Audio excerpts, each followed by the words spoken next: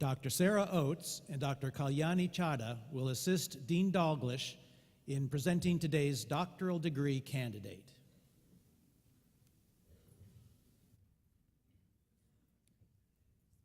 Good morning. I wish that the political candidates would listen to your advice about not shouting and having things to say. So I'm very happy to introduce Tanya Lokot, my first Ph.D. student to complete at the University of Maryland. I was a freshman with all of you back in 2012 as I came here as a professor, and Tanya was a freshman as well as she started her Ph.D. program in 2012. I'm a little bit shorter than Scott Van Pelt, so I'm going to put this down. I first met Tanya 10 years ago when I was a visiting lecturer at the Kiev-Mohylia School of Journalism in Ukraine. And the head of the school insisted I meet this amazing journalism educator. And Tanya and I hit it off pretty much right away, because here's the thing about Tanya. It's like she can figure out what you are going to be thinking about in 5 minutes. She's really smart, but it's more than that. She makes you smarter just by being around her.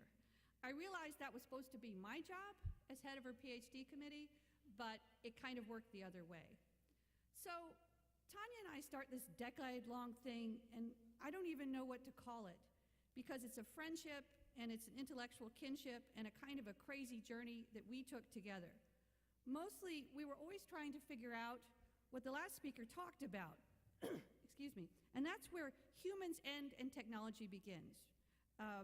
We weren't buying that somehow you go on Twitter and the next thing you know there's some revolution in your country. I mean, Donald Trump is trying, right? But that's another story.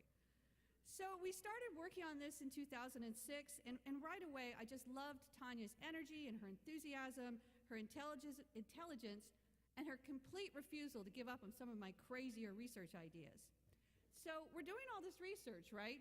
And we're like, oh, you know, the internet doesn't seem to be sparking revolution. And then comes the Arab Spring, and then the Russian winter of discontent. And we're like, is our research like causing this? What's going on here? And then comes the Euromaidan, the massive street protests in Ukraine. And they start as a peaceful protest, and they turn violent when riot police attack the demonstrators. So more than 100 people die, and many are injured.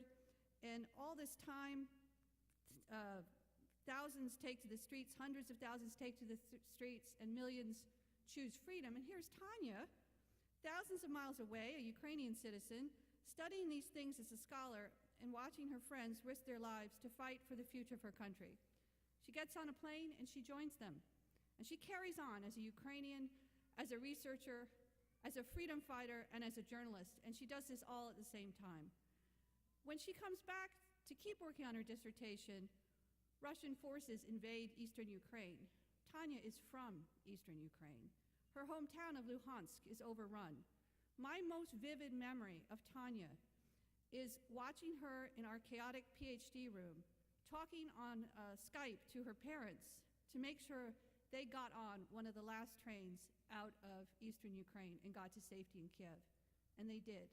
And throughout all of this, she is steadily working on her dissertation, on being a blogger for Global Voices, and on being a great colleague and friend. I've never met anyone so able to fuse all that it means to be a citizen, a journalist, and a scholar, what it means to be a daughter, a wife, and a beloved friend. I have no doubt Tanya's work will change our understanding of how we, as humans, use technology to remold our societies, and how, at the same time, technology changes us. Meanwhile, Tanya has rewired me in the best possible way.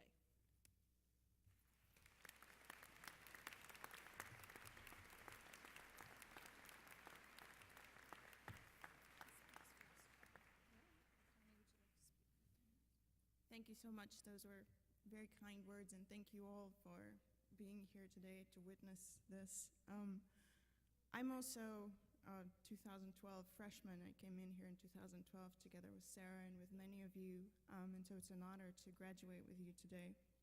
So as Sarah said, my dissertation research focused on the Euromaidan protest, and I tried to help explain how protest participants, guided by the political, social, and cultural contexts, engage in protest and how the internet and social media augment that protest in a reality that we live in that is both physical and digital.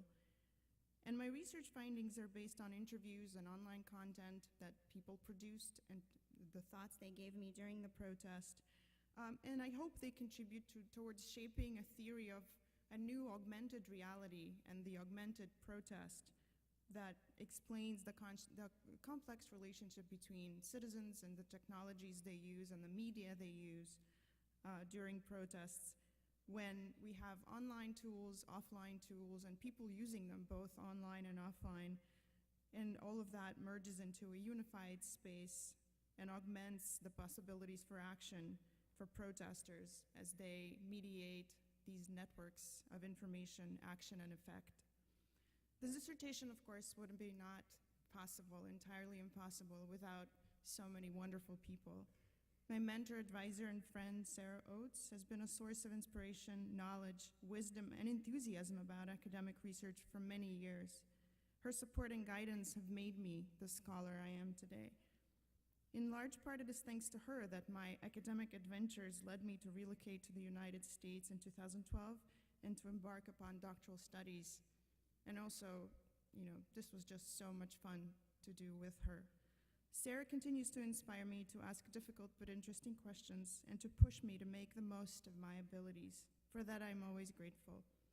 I also want to thank the members of my doctoral committee who have all challenged my thinking about media, technology, people, and dissent in different ways.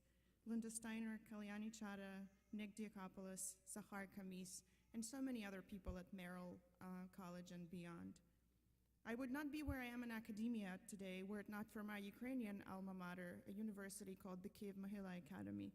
My deepest thanks go to Serhiy Kvit, who was my dean and who first believed in me as a teacher and a scholar. He taught me that anything is possible and that your dreams are never out of reach. I want to thank my fellow doctoral students, the Philip Merrill College of Journalism, who have been the best of friends and who have offered me love, support, shoulders to cry on, ears to listen, and so much more. My mom and dad, of course, gave me so much, and to them I am forever grateful. They brought me up to love books and reading, to be passionate about what I do, and to be curious about the world. They have made many sacrifices to give me my education, and yet have given me complete freedom to choose my own way. I want to thank my husband and partner in life, Pasha, who has supported me through this wild ride, very often from across the ocean. His constant presence, both digital and physical, has been an anchor in turbulent times, and his love of life has kept me sane, as has our shared passion for journalism. I want to thank all of my research participants, all the people that I talked to, and the multitudes of other people in Ukraine who helped make this research possible.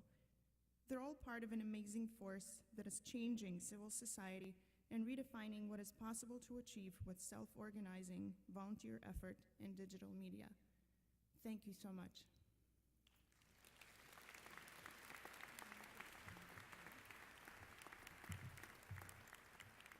It is my privilege to present Tanya Lokot before Dean Dalglish and the college's faculty as eligible to be invested with the doctoral hood, displaying Maryland's academic colors and the edge of blue, reflecting her earned degree of Doctor of Philosophy.